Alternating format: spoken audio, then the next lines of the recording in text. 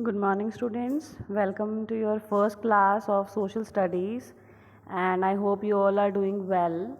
So, today we are going to start with our first chapter, and the name of the chapter is The Earth and Its Neighbors. So, all of us know that what is Earth.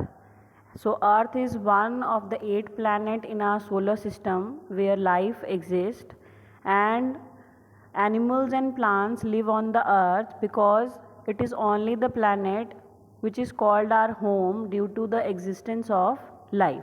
So this is your solar system. So we solar in our solar system we have 8 planets. So our earth is one of the 8 planets in our solar system where life exists. Then comes we all live on the earth. So this is your earth, having forest, having wildlife, having mountains, having birds, animals. So this is our beautiful earth. So what is the shape of the earth?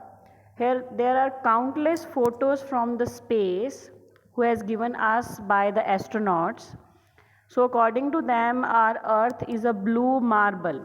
Why it is called blue marble? It is called blue marble because our earth's another name is blue planet, because our earth's two-third part is submerged under the water. That's why our earth is called blue marble. Isaac Newton first proposed the earth was not perfectly round. Instead, he suggested it was an oblate spheroid, a sphere that is squashed at its pole and swollen at the equator.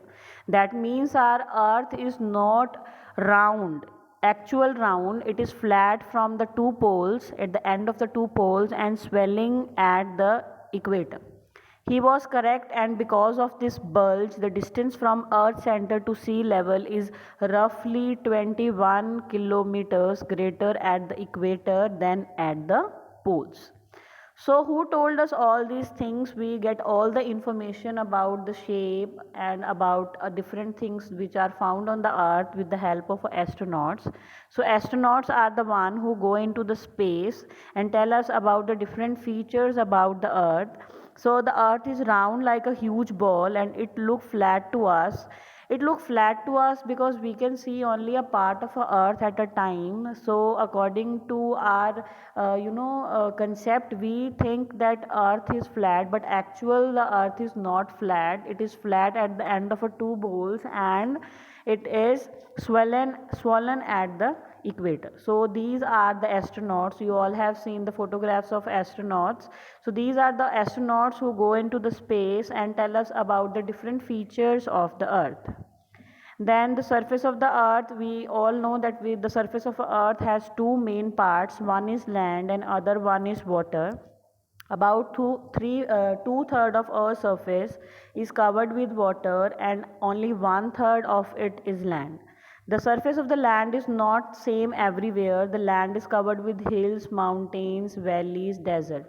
So the surface of land is not same everywhere, because at some places there are hills, in some places there are mountains, and in some places there are plain area also, and also desert place. So the earth is surrounded by a thick layer of air, that which is called atmosphere. This makes the possibility of life.